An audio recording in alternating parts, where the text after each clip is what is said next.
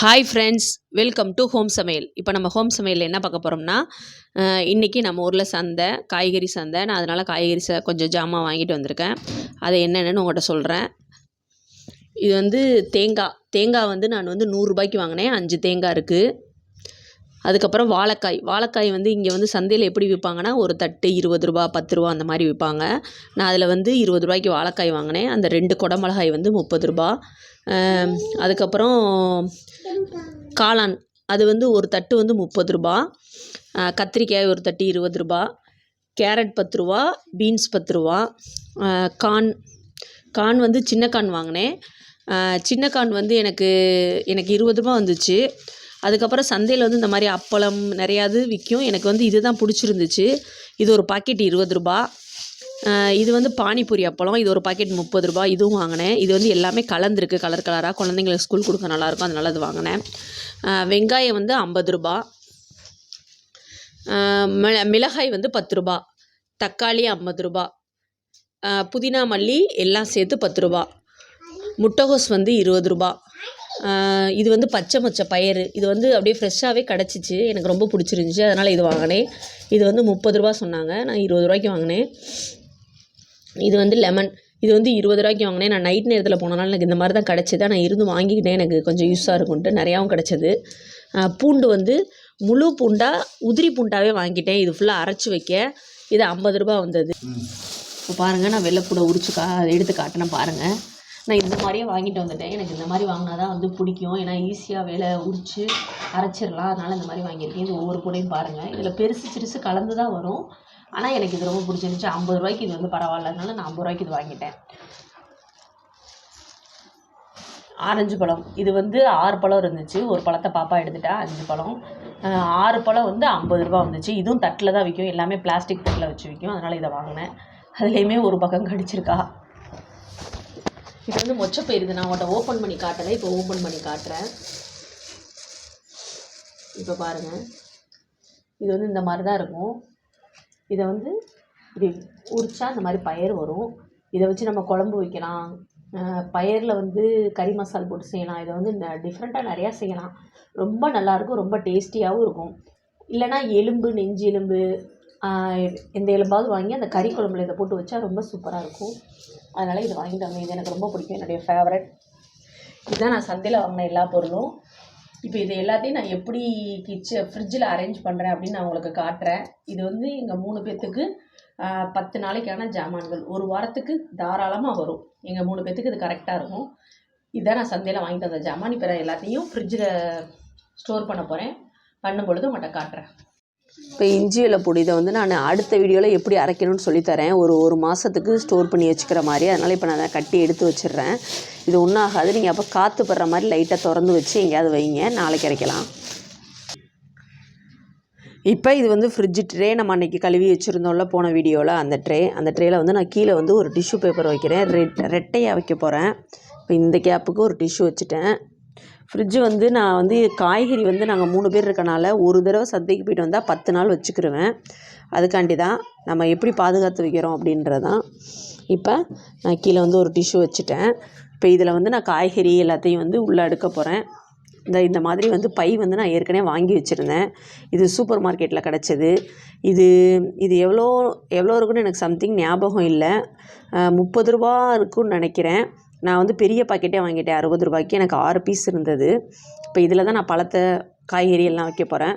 இப்போ இதில் எப்படி வைக்க போகிறேன்னா, கேரட் பீன்ஸை நான் தனியாக சமைக்க போகிறேன். 2 ஒன்றா சேர்க்கறனால அதனால் இது 2 இதில் போட போகிறேன். இப்போ காய்கறியில் லைட்டாக மண் இருந்துச்சு, அதை நான் லைட்டாக தொடச்சிட்டு இந்த மாதிரி வச்சுட்டு சமைக்கும் போது தான் கழுவுவேன். முதலே கழுவி வச்சா அழுவி போயிடும். அதனால் இப்போ நான் இதுக்குள்ளே வச்சு இதை லாக் பண்ணிடுறேன். இந்த மாதிரி ஒரு பாசி மாதிரி கொடுத்துருப்பாங்க. அதை இழுக்கும் பொழுது டைட் ஆயிரும் பேக்கு நார்மலாகவே. பண்ணிவிட்டு உங்களுக்கு விருப்பமாக இருந்தால் இந்த மாதிரி ஒரு நாட் போட்டுக்கோங்க. நான் நாட் போடுறேன். இப்போ இதை இந்த பக்கம் வச்சாச்சு. இப்போ அடுத்த பொருள். இப்போ நான் கத்திரிக்காயை வந்து இந்த பேக்கில் போட போகிறேன். என்னோடய கத்திரிக்காய் வந்து லைட்டாக இதாக இருந்தது, அதையும் நான் நல்லா தொடச்சி இதையும் ஒரு பேக்கில் போட்டு வைக்க போகிறேன். நான் வந்து கத்திரிக்காய் கீழே உருளைக்கிழங்கு வச்சு மேலே கத்திரிக்காய் வைப்பேன். இந்த தடவை நான் உருளைக்கிழங்கு வாங்கலை, அதனால் வெறும் கத்திரிக்காயை மட்டும் போட்டு வைக்கிறேன்.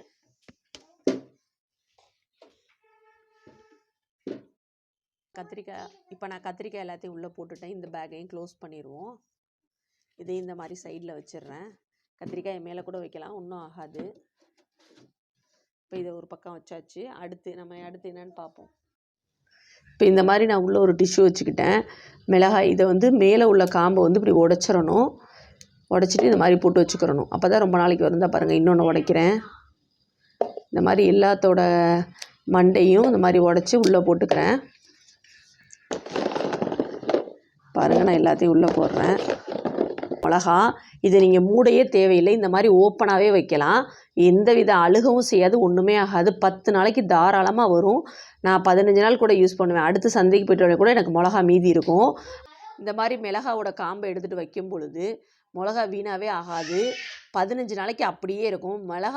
மிளகாவோட கலர் வந்து வேணால் ரெட் கலரில் மாறலாம், ஆனால் மிளகா கெட்டே போகாது. ரெட் கலரில் ஆனாலும் அந்த மிளகாயை நீங்கள் பயன்படுத்தும் போது நல்லாயிருக்கும். அது வந்து சமைக்கும் பொழுது பார்க்க அழகாகவும் இருக்கும். நான் இதை இப்படியே தான் ஃப்ரிட்ஜில் வைக்க போகிறேன். இப்போ நான் வந்து ஒரு உருண்டையான டப்பா எடுத்திருக்கேன். இந்த டப்பாவில் வந்து நான் கீழே வந்து டிஷ்யூ வைக்கிறேன். எந்த ஒரு பொருளாக இருந்தாலும் டிஷ்யூ வச்சுக்கோங்க. ஏன்னா நம்ம சந்தையில் வெளியே வாங்கும்போது தண்ணி தெளிச்சிருப்பாங்க, ஈரமாக இருக்கும். அதனால் புதினா வந்து இந்த மாதிரி இருக்கிற புதினாவில் வந்து மேலே இருக்க வந்து இந்த பச்சை இந்த இலையை மட்டும் பிச்சு வைங்க, அப்படியே இருக்கும், கரெக்டாக இருக்கும். அதே மாதிரி நிறையா பேர் பண்ணுற தப்பு என்ன இருக்குன்னா, இலை மஞ்சள் கலர் இருந்தாலும் நல்லா தான் இருக்குன்னு பிச்சு போட்டுருங்கன்னா இது மொத்தமாகவே எல்லாத்தையும் ஸ்பாயில் பண்ணிடும். இப்போ எல்லா புதினாவையும் நான் உருவி போட்டுக்கிட்டேன். இப்போ டப்பாவை க்ளோஸ் பண்ணிடுவோம். இது ஒரு மூடி வச்ச டப்பா. இதுவும் அதே மாதிரி தான். கருவேப்பிலை இதை உள்ளே வச்சுட்டு கருவேப்பிலையை வந்து இந்த மாதிரி காம்பில் இருந்து இப்படி உருவி இதில் போட்டு வச்சுக்கணும். இப்போ நான் எல்லா கருவேப்பிலையும் இதில் போட்டு வைக்கிறேன்.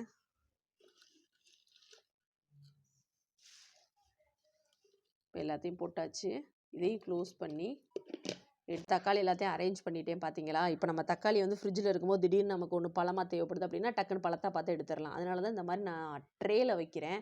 சட்டி அந்த மாதிரி வச்சிங்கன்னா எது நல்ல பழம், ஃபஸ்ட்டு எது அழுகி இருக்கும் அந்த மாதிரி உங்களுக்கு தெரியாமல் போயிடும். இப்போ இதுனா டக்குன்னு இது காயாக இருக்குது, இது பழத்தை எடுத்து சமைச்சிரும் இன்றைக்கி அப்படின்னு. அப்போ எந்த பழமும் வேஸ்ட் ஆகாது.